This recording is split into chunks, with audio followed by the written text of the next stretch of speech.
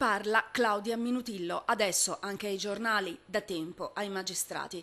Parla ora la Dogessa, come è stata soprannominata per l'altissimo livello di relazioni e il potere che gestiva in riva alla Laguna come segretaria di Giancarlo Galan, incontrastato governatore del Veneto per 15 anni. Il sistema, dice, le mazzette, le buste coi soldi, ci sembravano una cosa normale. Dazioni, danero e sovraffatturazioni anche grazie a una società di San Marino nel periodo in cui era diventata amministratrice di Adria Infrastrutture in collaborazione con Pier Giorgio Baita, con cui nel febbraio 2013 viene arrestata.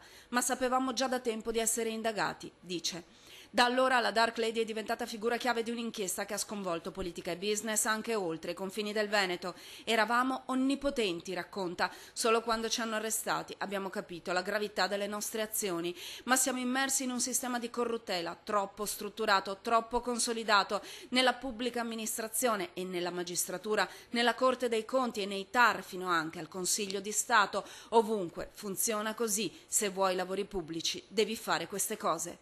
Prepara la difesa invece Giancarlo Galan. Minutillo sostiene che Galan ricevesse una specie di stipendio, qualcosa come 1 milione all'anno, di alcune dazioni. Sarebbe stata testimone oculare. Galan incassava, accusa, da Baita, ma anche da Marchi, Gemmo, Stefanel. Un meccanismo di tangenti di portata mostruosa, oliato finemente per un ventennio, con le connivenze di molti, troppi. Adesso in tanti dicono basta, su tutti, la voce di condanna di Papa Francesco.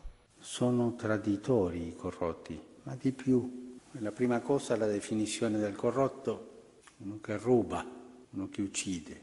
La seconda cosa aspetta ai corrotti? Questa è la maledizione di Dio, perché hanno sfruttato gli innocenti, coloro che non possono difendersi, e lo hanno fatto con guanti bianchi, da lontano, senza sporcarsi le mani.